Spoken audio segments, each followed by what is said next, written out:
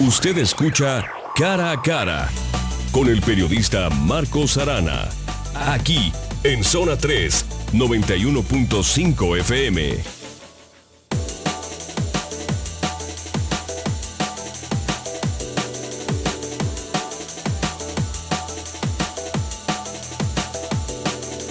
Hubo un presidente de los Estados Unidos llamado John F. Kennedy que dijo esa frase, aunque ya fuera muy conocida, pero que él la popularizó en su momento. Hay que pensar en qué le aporto al país, no en qué le voy a sacar al país en esta campaña. A la luz de esa expresión, ¿cuál es tu criterio? Pues mira, hay otra frase que desgraciadamente ese es el deber ser de la política, ¿no? Lo que dijo Kennedy en su momento. Hay una frase que, bueno, la política es una vocación de servicio, una vocación muy noble de servicio, la política entendida como, pues, como una vocación, como también el deber ser de la vocación. Sin embargo, pues ahora los políticos se sirven de la política. Entonces, en la mayoría de los casos.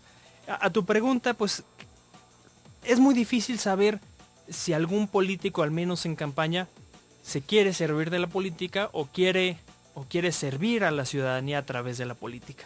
¿Por qué? Porque precisamente están en campaña y en campaña todo son flores, todo es maravillas, todo es ayudar. Desgraciadamente, pues una vez llegado al poder, muchos políticos no es de que dejen de hacer su trabajo, sino que hacen su trabajo muy lejanos a la ciudadanía. Entonces la ciudadanía no se siente conectada con el gobernante.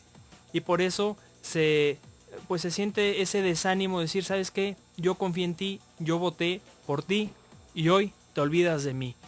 Aunque pues muchas veces no es así. Muchas veces el político hace lo que puede con lo que tiene, porque también hay que decirlo, la política también va de presupuestos. Entonces tú no puedes hacer nada sin dinero, y el dinero es finito y en el gobierno también se acaba, aunque pareciera que a veces no se acaba. Y entonces pues la política es el arte de lo posible, y muchas veces el político no puede cumplir todo lo que prometió en campaña, no porque él no quiera, sino porque muchas veces las circunstancias no se lo permiten, ya sea la oposición o ya sea pues un cambio en el presupuesto. Por ejemplo, hoy a nivel federal, pues el rédito o el dinero que se obtenía del tema de petróleo, pues se está dejando de tener. Entonces algo se dejará de gastar o de invertir. Entonces, pues en esa tome y daca del presupuesto también el político tiene que jugar con las percepciones de los ciudadanos. La inmensa mayoría de los candidatos en campaña ya ocuparon cargos públicos. Sí. La inmensa mayoría. Señor, a tu juicio, ¿qué le han aportado al país? Pues mira, el problema para mi gusto no es que ya hayan estado en un cargo público. El problema es cuando no terminan un cargo público para saltarse a otro. Lo que comúnmente se llama como chapulines. Entonces están, no sé, tal vez como presidentes municipales un par de años, se van para otro puesto, o como diputados, entonces van brincando. Es el verdadero problema, porque ahí es claro y el tema que el político no tiene interés en el puesto, no tiene interés en la ciudadanía, tiene interés, un interés personal. Entonces a mí no me importa cómo deje el ayuntamiento, cómo deje la Cámara de Diputados, siempre y cuando yo tenga pues un trabajo asegurado futuro. ¿Qué le han dejado? Pues es muy difícil decirlo en temas generales. Hay unos políticos que le han dejado mucho más y otros que no le han dejado nada, al contrario, le han quitado. Pero bueno, caer en ejemplos sería muy complicado, ¿no? Decir quién sí y quién no. Es algo también mucho de opinión personal, ¿no? Sí. Una pregunta personal, totalmente personal. Ok. Rodrigo, ¿vas a votar? Claro que sí. ¿Cuál es la motivación que tienes para votar? Pues mira, mi motivación muy personal es, durante muchos años en México se peleó incluso hasta con sangre por una democracia real en México. Hoy que se tiene esta democracia, no podemos perderla por una simple apatía electoral, es decir, todos los políticos son iguales. La verdad es que no ir a votar no nos deja nada como ciudadanos.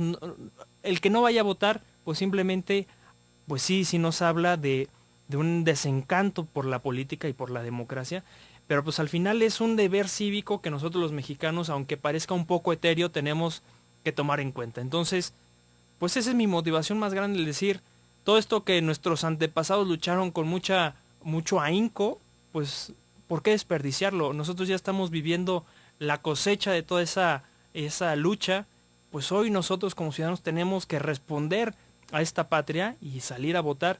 Si quieres, si no te gusta alguno, pues vota por el que tú quieras, el color que más te guste, pero el chiste es que la gente salga a votar y ejerza su voto.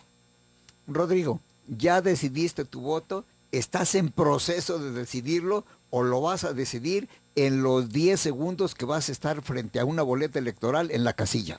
Pues mira, yo como muchos estaremos pensando todavía cuál es la mejor opción, aunque ciertamente hay estudios en donde dicen que aproximadamente un 20-30% dependiendo del tipo de población, deciden el voto en el mismo momento. Ya entran a la urna y dicen, bueno, ahora sí, ¿por quién? Cosa que también es, pues para pensar un poco los presupuestos electorales, ¿no? Si el 30% lo deciden en el momento, entonces, ¿para qué sirve tanto gasto electoral, tanto gasto en campañas, en mensajes, en spots? Si la gente al final, pues decide el voto en el último momento.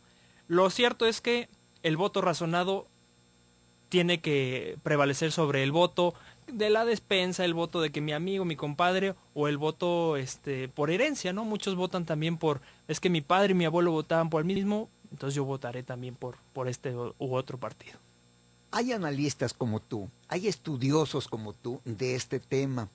Preguntaría, los que votan por primera vez en una elección, ¿deciden su voto anticipadamente o, como tú dices, en los 30 segundos de estar en la casilla? Otra cosa, los estudios nos demuestran que todavía las dádivas en especie o en dinero deciden un voto. Y tercero, ¿hasta qué punto ha avanzado el voto razonado? Vamos empezando de atrás para adelante. El voto razonado a nosotros le llamamos como el votante sin pautas fijas.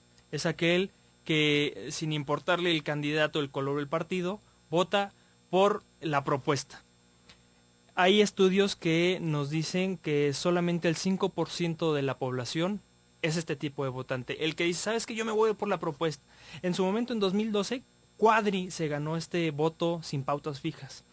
Ciertamente Cuadri, aunque no tenía posibilidad alguna de ganar, sí tenía propuestas inteligentes. Y el 5%, un poco menos, muchas de estas personas sin pautas fijas, pues razonó la propuesta y vio que era una propuesta buena y votó por él. Entonces, cierto es que el voto razonado es muy, muy pequeño todavía. Aquí en México y en cualquier parte del mundo, en Europa es un poco más grande este tipo de porcentaje. En cuanto al, oye, ¿las dádivas todavía funcionan?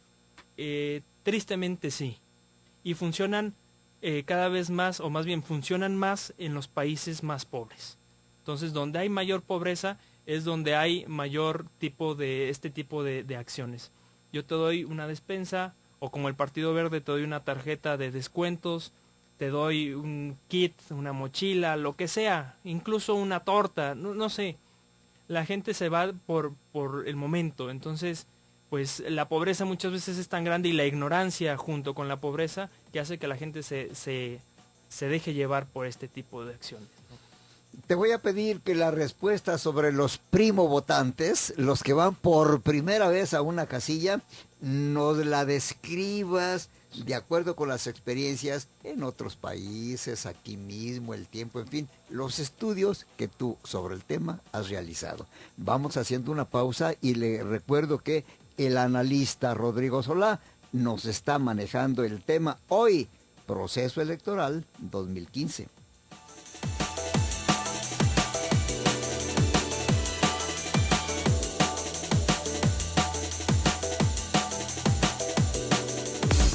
Escúchanos y venos en www.zona3.mx. Todas las voces a todo volumen. Zona 3, 91.5 FM.